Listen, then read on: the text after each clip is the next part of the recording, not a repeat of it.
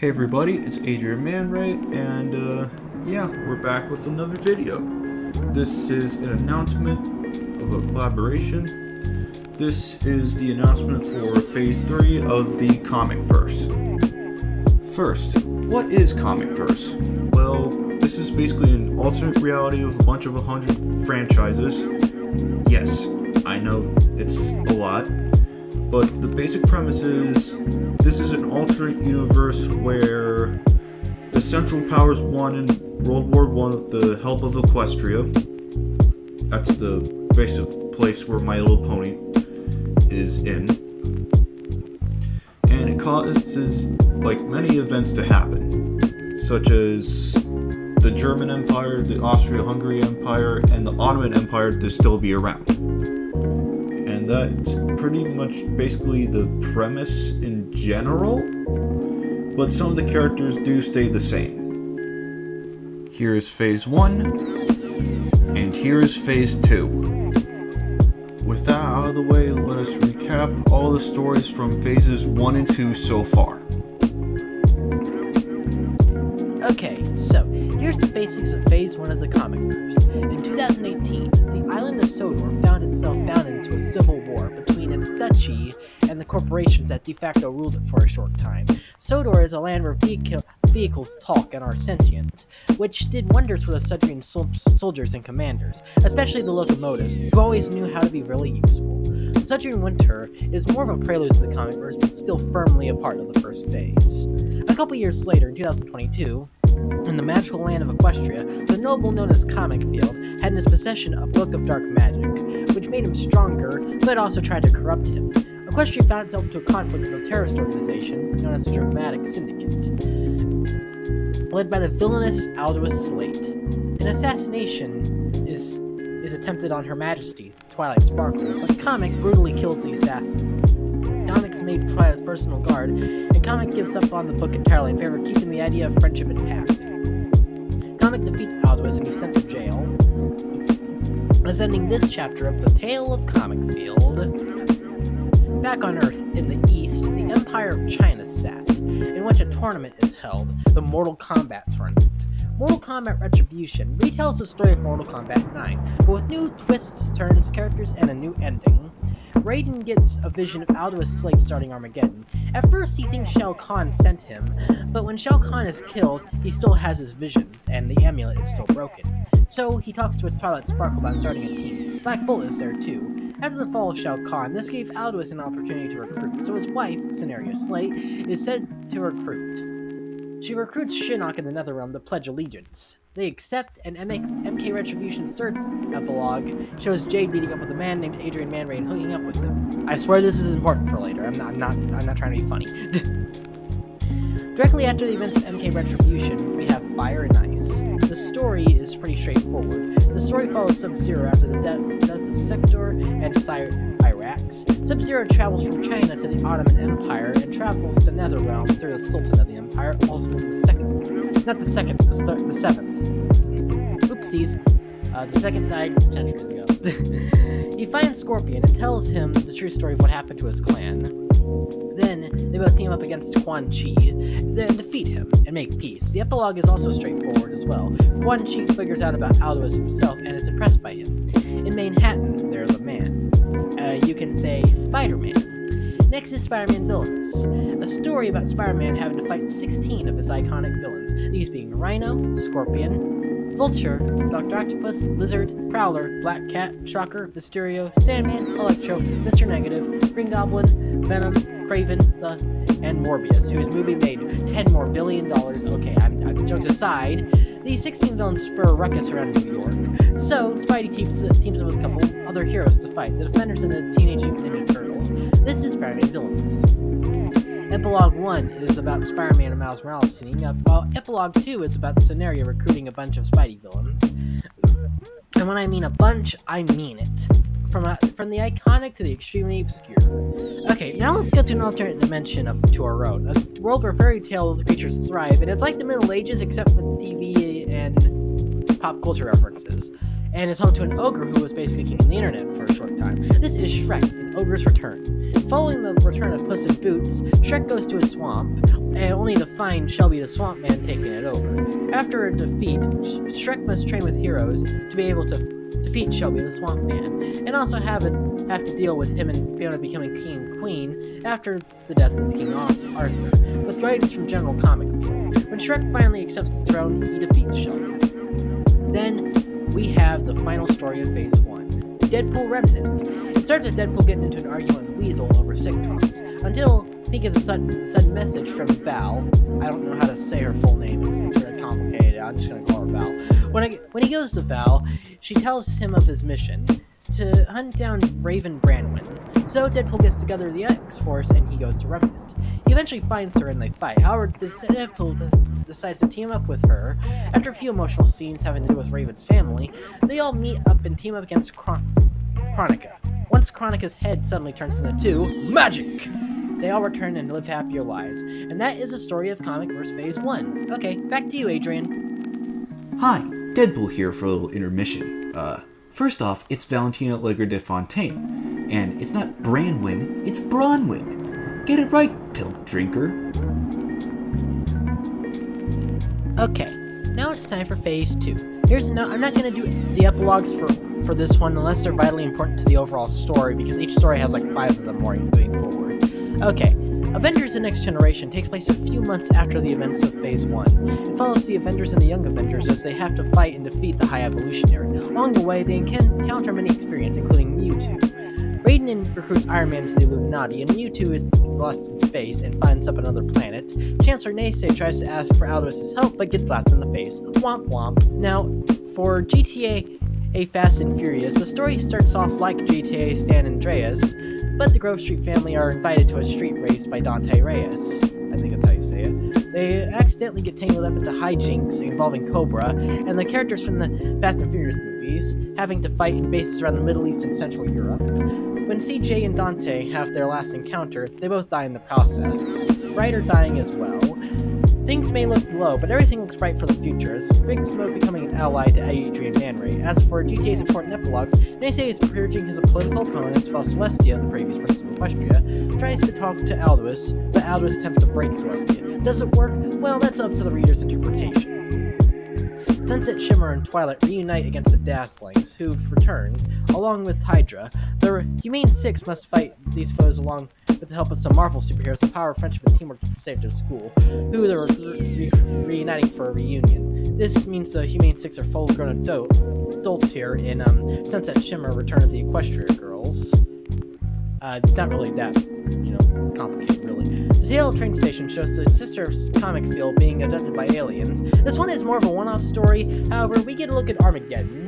It's a simple but good story. There's an epilogue where Train controls Aldous, but I don't really call that vital to Aldous' overall plot. Next is the Fry Cook Games. This takes place under the sea. The Krusty Krab, the Chum Bucket, and other restaurants from SpongeBob all go into a tournament. Similar to the real episode, however, they see some restaurants having this Aldous Slate cult. When SpongeBob and the gang expose this cult, they're arrested. Goofy Goober gets into some hot water. They basically sweep it under the rug, though, after they replace the Goofy Goober Peanut with another actor. In a dream, Prentice Luna confronts Aldous Slate, and we see Comic getting his division ready to perform a coup should Naysay win the upcoming parliamentary election. Said election starts happening Page Rider, Minister at Law. It is the political drama within the universe of My Little Pony. You see, Equestria recently introduced democracy into its system, similar to the government of Britain or Japan. Page's coalition consists of the United Equestrian Party, a liberal party, the Workers' Party of Equestria, led by Starlight Glimmer, which is a socialist party, and the Steel Hoof Party, which is a left nationalist and monarchist party, led by Comic Field. All against the Equestrian League of Supremacy, which is a fascist party, led by Naysay. The election is cancelled after it is revealed Page Rider was the true father to Twilight's children. After this, Page resigns from being a politician to join the royal family through marriage to Twilight, thus delaying the election by a few months. Aldous, meanwhile, finally escapes prison. Page receives a message from Aldous about Comic. The story of Justice League Titans is very straightforward. Mongol abducts the members of the JLA, the Terrifics, and the Titans, formerly Teen Titans, to fight in a tournament. Its important epilogue shows Aldous confronting Luna. Then we see Aldous having a child of his own, Allura. In In Dragon Ball Super Cooler, Frieza has his own brother, Cooler, join him in another one of his great fights against the Z-Fighters. The Z-Fighters defeat Cooler and Frieza, and the Z-Fighters get back to their lives. Mark Hoffman supplies traps to Neisei, while 21 joins the Secret Alliance. And then we have Batman the Five Long Nights, or The Long Five Nights. It's a crossover story between FNAF and the Batman mythos, where Batman investigates Freddy Fazbear's, and when he realizes the story of the animatronics, he sets them free, fights Springtrap, and the restaurant burns to the ground. Now for its important epilogues, we have Kingpin running for mayor of Gotham, which is a story we're setting up. Then we have Aldous epilogue where we see the Aldous encounter Earth, showing him with his family and a softer side to him. Then we have the epilogue with the secret team, which revealed to be the Illuminati. No, not that Illuminati! There we go. Yes, a team of the greatest minds in the universe. Then we reach Comic Field 2, Rise of Equestria. It stars Comic Field amidst Hash's victory in the Equestrian election, which was probably rigged. 2 weeks of tyranny, Comic, representing the Steel Hoof Party, does the 2024 Equestrian coup d'etat and enforces his rule as a benevolent dictator. He plans on purging fascists. Afterwards, Equestria gets involved in the Equus War, a 9-month-long conflict between Equestria and Wing Body with their allies.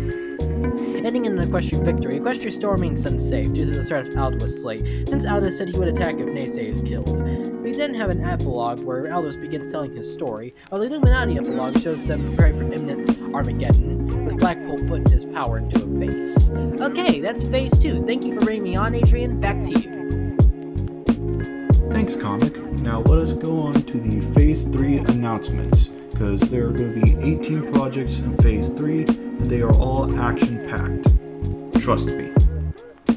The first project of Phase 3 is Aldous Slate Origins. This will tell the origins of Aldous Slate and how he became who he is now, and this is set to release on February 14th, 2024. Next up is Fantastic Four Transformania. This will follow the Fantastic Four as they find out about the arrival of the Autobots and the Decepticons on Earth, and there will be chaos ensuing in this story. So make sure to stay tuned for that, because this is coming February 21st of this year.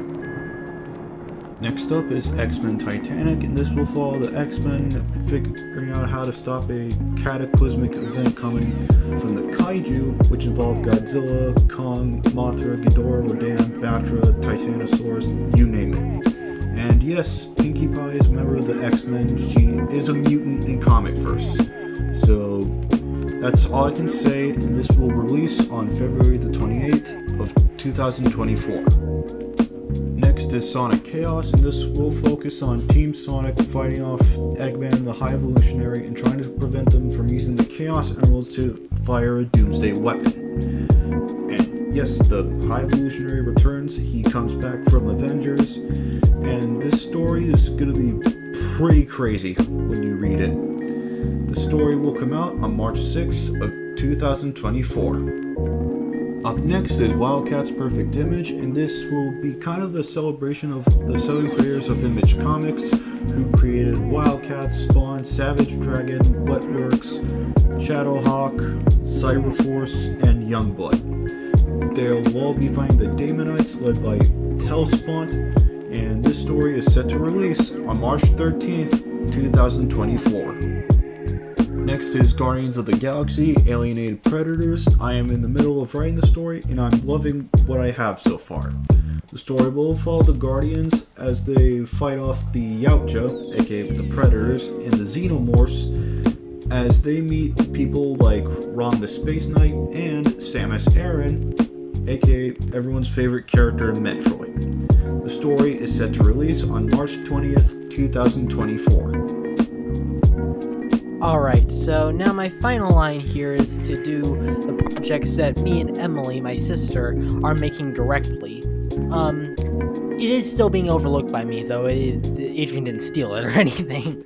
Anyway, first is the Spiffing Ozzy, title in development. It's, a weird story. It's basically going to be about this, emu uprising in Australia and, some second emu war. My friend, the Spiffing Ozzy, is going to be the main character. It's going to be an insane story.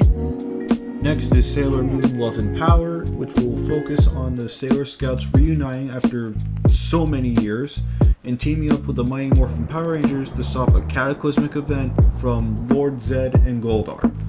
Note, this would take place a few months after. Next is Adrian Man Ray and the Legend of the Great T. This would follow Adrian years after Comic Field 2, and this will focus on him and Big Smoke going to Spain to stop Rain and a mysterious villain from Adrian's past from finding the Great T. I can confirm that Papyrus from Undertale will be appearing in this story. I cannot say anything else. Up next is Doctor Strange and the Midnight Suns. For our roster, we have Doctor Strange, Sailor Mars, Scorpion, Spawn, Blade, Elsa Bloodstone, Lady Death, Ash Williams, Natara, Moon Knight, Sarah Pazzini, wielder of the Witchblade, Morbius, Hellboy, Ghost Rider, and Bayonetta. The villains will be Quan Chi and Shinnok, and we will see a bunch of other people in these 10 hells. So, expect some surprises along the way.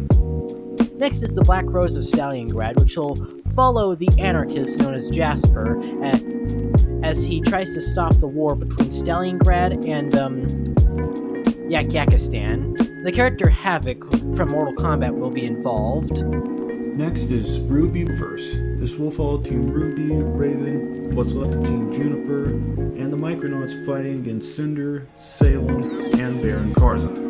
This will be very massive, and the team will explore the Microverse, and that is full of a lot of things that will be very important for the next saga. So stay tuned for that.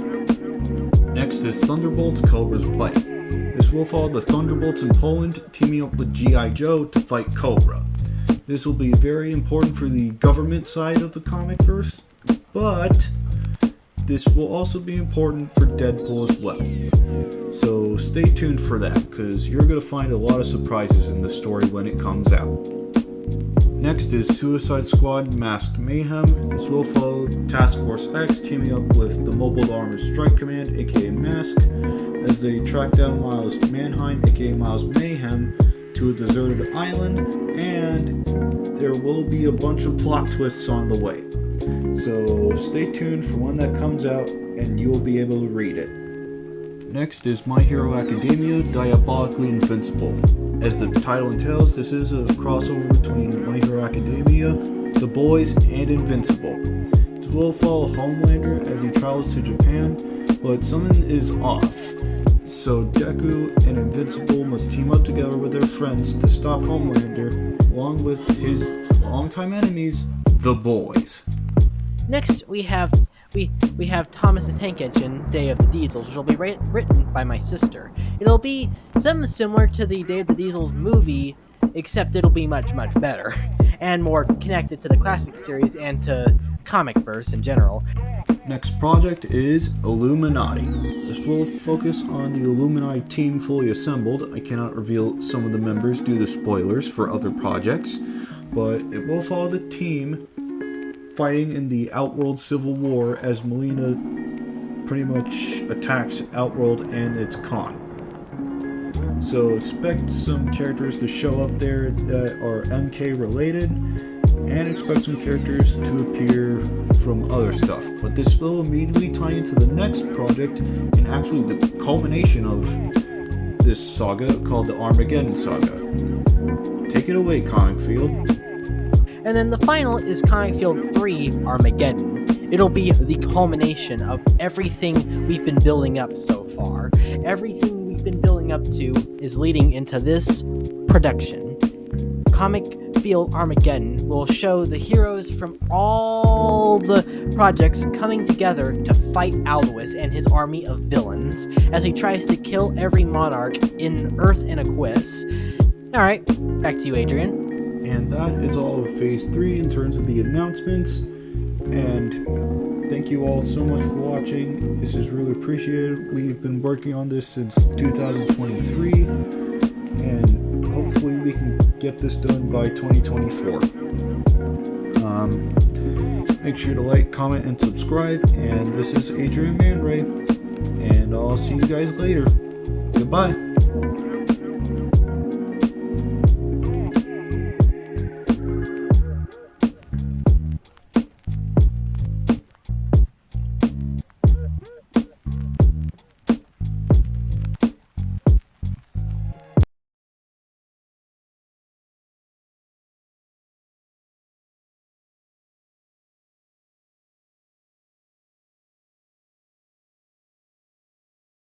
You thought this was over, but I've